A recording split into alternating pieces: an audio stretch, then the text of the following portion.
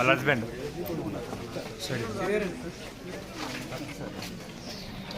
బాగుంది మిస్సెస్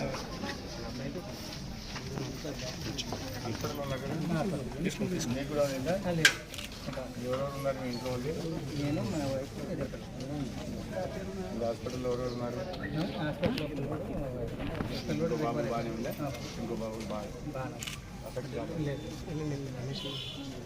ఈ వాటర్ తీసుకుంటారు మినరల్ వాటర్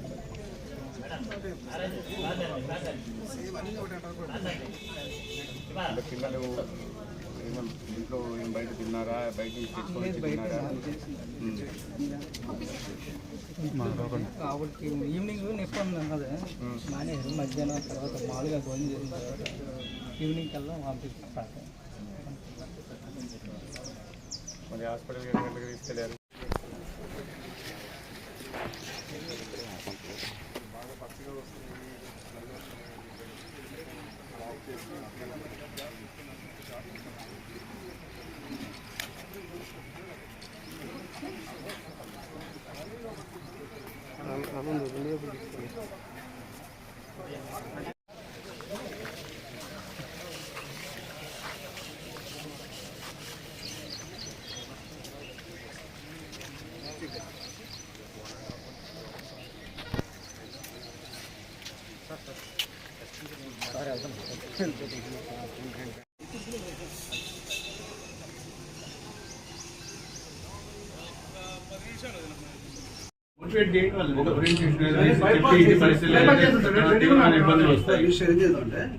అది ఊళ్ళో చేస్తుంది.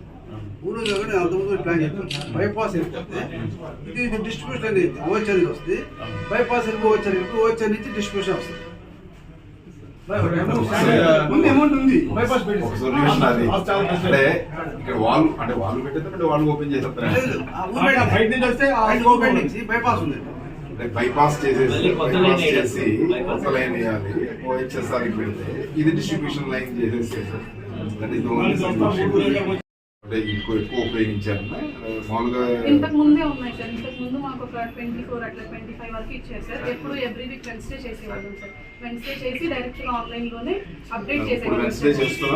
ఎవ్రీ వెన్స్డే చేస్తున్నాం సార్. వెన్స్డే చేస్తే మనకి రిజల్ట్ ఎలా అంటే 18 hours కల్లా వచ్చేస్తారు సార్. దీని కలర్ చేంజ్ బట్టి మనం అది చేసుకొని శాంపుల్ ఎక్కడ తీసుకుంటున్నారు? అట్లానే సార్. ఒకసారి ఇప్పుడు జెడ్పీహెచ్ఎస్ స్కూల్లోనేమో మనకి ఓవర్ హెడ్ ట్యాంక్ ఉంది సార్. అక్కడ ఒకసారి అట్లా 3 మూలలో ఒక్కొక్క చోట సార్. ఎక్కడెక్కడైతే డిఫరెంట్ వాటర్స్ పడతారో అలా ప్రతి చోట తీసుకుంటున్నాను.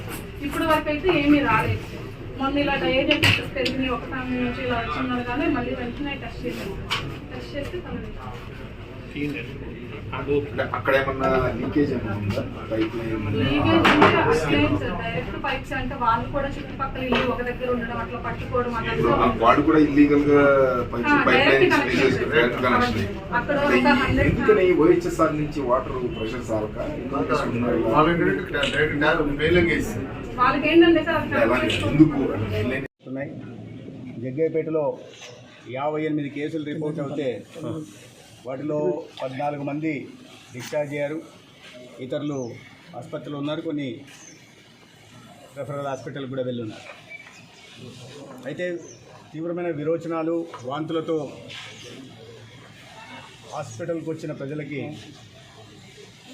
సరైన వైద్యం లభిస్తూ ఉంది. వాళ్ళ ఆరోగ్యం కుదుటపడింది, మెరుగైంది. అయితే వీటికి ప్రధాన కారణాలను చూస్తుంటే ఈ జగ్గయ్యపేటకు సంబంధించి ఎస్ఎంపేట, మక్కపేట గ్రామాల్లో కలుషిత నీరు కారణంగా తెలుస్తూ ఉంది. గ్రామాల్లో అనేక సంవత్సరాలుగా నిర్వహణ లేకపోవడం, డిస్ట్రిబ్యూటరీ ఛానల్స్ని శుభ్రపరచకపోవడం, వాటి పైగా ఈ డ్రైనేజ్ కాలువల పైనను కాలువల పక్కన వేయడం వల్ల ఆ డ్రైనేజ్ వాటర్ కూడా కలవడం ఒక కారణంగా కనిపిస్తుంటే, కొంతమంది పానీపూరి తిన్నామనో లేదా హాస్టల్లో ఉండి అక్కడ ఏదో దీని బారిన పడ్డామని కూడా చెప్తున్నారు. ప్రధానంగా మున్సిపాలిటీ ప్రాంతంలో కానీ గ్రామీణ ప్రాంతాల్లో కానీ ఈ నీటి సరఫరా పైపులు లీకేజీల కారణంగా ఈ సమస్య ఉత్పన్నమవుతా ఉంది. నిర్వహణ లేకపోవడంతో ప్రధానంగా ఈ సమస్య గ్రామీణ ప్రాంతాల్లో నిర్వహణకి పంచాయతీ 15వ ఆర్థిక సంఘం ఇచ్చిన నిధుల్ని దారి మళ్లించడం ఒక కారణంగా కనిపిస్తూ ఉంది. ఎందుకంటే నిర్వహణ లేకపోవడం చాలా చోట్ల చెప్తున్నారు. 6 నెలల నుంచి 8 నెలల నుంచి జీతాలు కూడా సక్రమంగా శానిటేషన్ సిబ్బందికి అందడం లేదు. రాజకీయ విమర్శలు చేయడం కాదు, కానీ గ్రామీణ ప్రాంతాల్లో, పట్టణ ప్రాంతాల్లో ఎక్కడైనా సరే ప్రజల ఆరోగ్యం అనేది ప్రభుత్వం బాధ్యత. దానికోసం చర్యలు తీసుకుంటాలి, నిరంతరం మానిటర్ చేస్తూ ఉండాలి. గత ప్రభుత్వం ఇటు పనులు చేయకపోవడం దురదృష్టకరం. దాని పర్యావసనాలు ఇప్పుడు మనం చూస్తున్నాం. అందుకని దీనికి అనుబంధంగా ఉంటున్న ఇతర మంత్రిత్వ శాఖలు ఏవైతే ఉన్నాయో, పంచాయతీరాజు, అదేవిధంగా మున్సిపల్ శాఖ, మన ఉప ముఖ్యమంత్రి గారి నేతృత్వంలో ఒక రివ్యూ మీటింగ్ నిర్వహించడం జరిగింది. ఆ సందర్భంగా ఈ విషయాల మీద చర్చలు జరగడం జరిగింది. సమస్య తీవ్రత కూడా చర్చించడం జరిగింది. వైద్య శాఖకు సంబంధించి అధికారులు చీఫ్ ప్రిన్సిపల్ సెక్రటరీ దగ్గర నుంచి ప్రతి జిల్లాల్లో డిఎంఎన్హెచ్ఓ లాగా అప్రమత్తంగా ఉన్నారు. ఈ రివ్యూ సమావేశం తర్వాత కలెక్టర్లతో కూడా సమావేశం నిర్వహించి చీఫ్ సెక్రటరీ గారు తీసుకోవాల్సిన జాగ్రత్తల గురించి చెప్పడం జరిగింది. ప్రజల్లో కూడా అవగాహన కల్పించే ప్రయత్నం చేస్తున్నాం. ఏఎన్ఎంల ద్వారా, ఆశా వర్కర్ల ద్వారా ఈ సమయంలో తీసుకోవాల్సిన జాగ్రత్తల గురించి ముఖ్యంగా ప్రజలకు నేను కూడా మనవి చేస్తున్నది ఏంటంటే, ఈ సమయంలో జాగ్రత్తగా ఉండాల్సిన అవసరం ఉంది. నీటిని బాగా మరిగించి చల్లారిన తర్వాత తాగడం మంచిదని తెలియజేసే ప్రయత్నం చేస్తున్నాం. అవగాహన అదే వ్యక్తిగత పరిశుభ్రత, పరిశుభ్రత కూడా పాటించాల్సిన అవసరం ఉంది ప్రతి ఒక్కరు కూడా. ముఖ్యంగా ఆరోగ్య శాఖ నుంచి ప్రతి బుధవారం ఎక్కడి నుంచే ఈ నీటి సోర్స్ ఉంటుందో గ్రామీణ ప్రాంతాల్లో అక్కడ బయాలజికల్ ఎగ్జామినేషన్ నిర్వహించడం జరుగుతుంది. ఇవి దాదాపు 3,000కు పైగా సోర్సెస్లో, 30,000 దాకా సోర్సెస్లో పరీక్షలు నిర్వహిస్తే 217 ప్రాంతాల్లో కొద్ది నీరు కలుషితమైనట్టుగా బయాలజికల్ ఎగ్జామినేషన్స్లో వచ్చింది. అయితే ఇవన్నీ కూడా ప్రధానంగా ఈ పైప్ లైన్లు కలుషిత నీరు పైప్ లైన్లో చేయడం వల్ల లీకేజీల కారణంగా, ఆ లీకేజీలు ప్లగ్ చేయడం కారణంగా జరుగుతున్న విషయాన్ని మన రివ్యూ సమావేశంలో చర్చించడం, దానికి అనుగుణంగా వెంటనే ఒక ఇమ్మీడియట్ యాక్షన్ ప్లాన్ తయారు చేసి జాగ్రత్తలు తీసుకోవాల్సిన విధంగా, అదేవిధంగా లాంగ్ టర్మ్ యాక్షన్ ప్లాన్ కూడా దీని మీద చేయాల్సిందిగా ఉప ముఖ్యమంత్రి గారు అధికారులను ఆదేశించడం జరిగింది. దాని అనుగుణంగా చర్యలు తీసుకుంటున్నాం. అయితే ప్రజల ఆరోగ్యం మా ప్రాథమిక బాధ్యత. ప్రజల్ని కంటికి రెప్పలా కాపాడుకోవడం ఈ ప్రజాప్రభుత్వం బాధ్యత. తీసుకోవాల్సిన ప్రతి చర్యల్ని తీసుకుంటాం, ముందస్తు చర్యలు తీసుకుంటాం. ఎక్కడ ఏ రిపోర్ట్ అయినా కూడా అధికారులు కూడా అప్రమత్తంగా ఉంటున్నారు. ప్రజల ఆరోగ్యం ప్రాథమిక బాధ్యతగా ప్రజాప్రభుత్వం నడుస్తుంది. Thank you sir.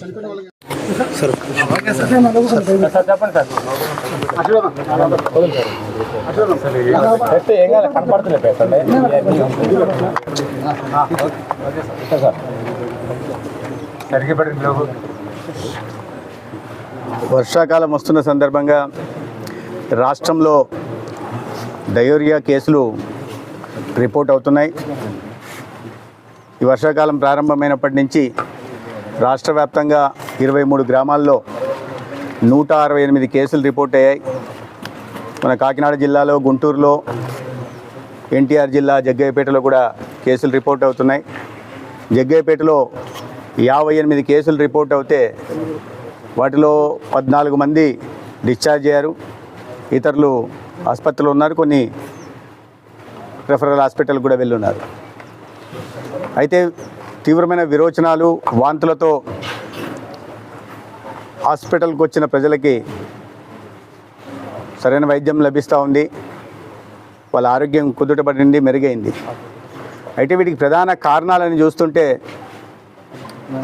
ఈ జగ్గయ్యపేటకు సంబంధించి ఎస్ఎంపేట, మక్కపేట గ్రామాల్లో కలుషిత నీరు కారణంగా తెలుస్తూ ఉంది.